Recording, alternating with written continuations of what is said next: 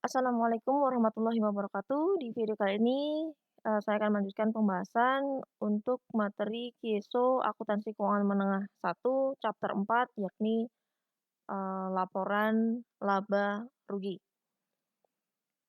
Nah, untuk materi laba rugi nanti yang akan dibahas yang pertama adalah, laba rugi itu sendiri mulai dari manfaat, batasan, keterbatasan, dan kualitas laba. Kemudian nanti kita bahas format laporan laba rugi. Kemudian nanti kita bahas reporting within the income statement. Jadi kita break per elemen dari laba rugi. Kemudian nanti other reporting issue, nanti ada akuntansi untuk perubahan metode akuntansi, perubahan estimasi dan error. Kemudian nanti juga kita bahas retained earning statement. Kemudian juga comprehensive income dan statement of changes in equity. Oke, jadi mengapa kita menyusun laporan laba rugi? Manfaatnya apa? Yang pertama adalah mengevaluasi kinerja periode lalu. Jadi dengan membaca laporan laba rugi, kita jadi bisa melakukan evaluasi terhadap kinerja yang sudah lalu. Misalkan kita membaca laporan laba rugi 2020, kita jadi tahu bagaimana kinerja perusahaan di tahun 2020. Kita bandingkan dengan ekspektasi kita kemarin. Misalkan target perusahaan itu katakanlah sekian M. Nah, dari setelah laporan dibuat, oh ternyata labanya sekian M. Apakah mencapai target atau tidak? Jadi kita bisa melakukan evaluasi kinerja periode yang lalu. Kemudian manfaat yang kedua dari membaca laporan, kita juga bisa jadi memprediksi kinerja yang akan datang. Gimana caranya? Nah, katakanlah dari membaca laporan keuangan perusahaan, laporan laba rugi, itu kita lihat polanya. Oh, setiap tahun itu perusahaan labanya tumbuh 5%. Tahun berikutnya tumbuh 5% lagi. Tahun berikutnya 5% lagi. Oh, berarti tahun ini kemungkinan laba perusahaan juga kembali tumbuh 5% minimal gitu ya. Itu manfaat yang kedua, memprediksi kinerja yang akan datang. Kemudian berikutnya, manfaat berikutnya adalah dengan membaca laporan laba rugi atau laporan keuangan, kita jadi bisa menilai resiko atau ketidakpastian cash flow atau kas masuk, kas keluar yang akan datang. Gimana caranya melihatnya ini? Nah, item-item laba rugi itu biasanya ada yang berulang. Contoh, perusahaan kan pasti setiap tahun membayar biaya gaji, katakanlah biaya sewa, kemudian bisa jadi pendapatan bunga kalau perusahaan masih utang, beban bunga kalau perusahaan masih punya hutang, dan lain-lainnya, item-item yang kemungkinan akan berulang di tahun depan. Kita jadi bisa memprediksi, oh berarti tahun depan kita mengeluarkan kas untuk biaya-biaya ini. Kemudian juga pendapatan juga sama. Oh, pendapatan ini tiap tahun kita ada nih. Berarti kemungkinan tahun depan juga kita pendapatan ini akan berulang, akan masuk lagi cash flow-nya ke perusahaan. Itu manfaat ketiga. Kita jadi bisa menilai risiko atau ketidakpastian cash flow yang akan datang.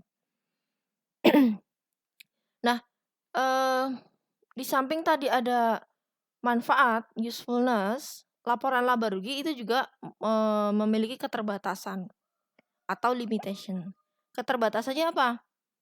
Keterbatasannya adalah yang pertama, perusahaan itu tidak menampilkan atau menghilangkan, atau di sini istilah KISO-nya adalah omit, item-item yang tidak bisa diukur secara handal. Jadi kalau kita item pendapatan atau biaya yang kita tidak bisa mengukur nilainya itu secara handal, kemudian perusahaan tidak akan menyajikan item tersebut di laba rugi karena kita nggak tahu berapa nilainya. Jadi keterbatasan yang pertama adalah perusahaan akan menghilangkan atau tidak menampilkan item-item yang tidak bisa diukur secara handal. Kemudian yang kedua, keterbatasan yang kedua, angka laba itu dipengaruhi oleh metode akuntansi yang digunakan. Maksudnya bagaimana? Langsung ke contoh. Misalkan metode penyusutan. Metode penyusutan kan nanti akan menghasilkan yang namanya beban penyusutan yang diakui di laba rugi. Nah, kalau misalkan saya menggunakan garis lurus dengan mungkin satu lagi mungkin menggunakan metode saldo menurun ganda. Kalau misalkan menggunakan metode yang berbeda, tentu akan menghasilkan laba yang berbeda. Jadi angka laba di akuntansi itu dipengaruhi oleh metode akuntansi yang digunakan. Jadi antara satu metode dengan metode yang lain itu akan menghasilkan laba yang berbeda karena beban penyusutan yang dihasilkan juga berbeda. Itu kelemahan yang kedua. Kemudian kelemahan yang ketiga itu adalah pengukuran income dan expense itu ada beberapa yang melibatkan judgement atau estimasi. Contohnya apa? Misalkan penyusutan tadi juga termasuk estimasi. Estimasinya bagaimana? Ya perusahaan memperkirakan nih, kita kan beli aset tetap perusahaan memperkirakan ini umur estimasinya kendaraan ini katakanlah 10 tahun. Kemudian estimasi lagi nilai sisanya misalkan 10 juta. Nah, jadi estimasi ini kan nanti juga akan berpengaruh ke nilai beban penyusutan. Sehingga kelemahan dari laba rugi itu adalah yang ketiga adalah bahwa pengukuran income atau penghasilan itu melibatkan judgement atau estimasi. Mungkin di perusahaan lain kalau tadi di sini kendaraannya 10 tahun, mungkin di tempat lain perusahaan yang lain kendaraan yang sama mungkin umur ekonomisnya hanya 8 tahun atau 5 tahun. Jadi sekali lagi kelemahan laporan keuangan di sini laba rugi baik expense maupun penghasilan itu masih melibatkan judgement atau estimasi, itu kelemahannya. Berikutnya ada kualitas laba, quality of earning. Jadi harapannya bagi para pembaca laporan keuangan, apakah itu kreditur, apakah itu shareholders, apakah itu pemerintah, ataukah calon investor atau investor yang sudah ada, harapannya adalah disediakan laporan keuangan yang berkualitas. Untuk apa ya kemarin? Untuk apa tujuan dibuat laporan keuangan itu? Untuk membantu decision maker mengambil keputusan gitu ya. Stakeholder untuk mengambil keputusan, calon investor, ya pembaca laporan keuangan. Nah, tapi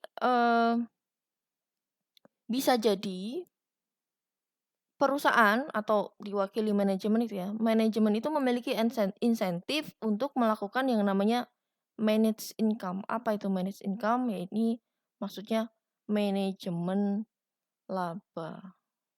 Di labanya dimanipulasi sedemikian rupa sehingga nampak bagus misalkan. Untuk apa sih? Ini yang pertama. To meet earning target. Misalkan manajemen ditarget nih. Saya berikan kamu bonus sekian tahun ini kalau kamu mencapai target sekian M. Nah, manajemen dikasih target seperti itu maka akan berpikir gimana caranya biar target saya tercapai. Ya, misalkan tidak tercapai ya bisa jadi perusahaan ini nih have incentive atau melakukan manajemen laba. Jadi labanya menjadi laporan laba ruginya menjadi tidak berkualitas. Kenapa? Karena manajemen tidak memenuhi persyaratan kemarin tuh. Laporan keuangan tuh dikatakan berkualitas itu kalau ada karakteristik fundamental dan enhancing. Salah satunya representation faithfulness. Jujur, penyajian yang jujur. Nah, karena sudah dilakukan manajemen laba berarti sudah tidak jujur lagi ya, tidak apa adanya gitu. Jadi laporan laba ruginya menjadi tidak berkualitas. Berikutnya oke, ini saya bahas di video berikutnya, di sesi berikutnya. Oke, terima kasih. Assalamualaikum warahmatullahi wabarakatuh.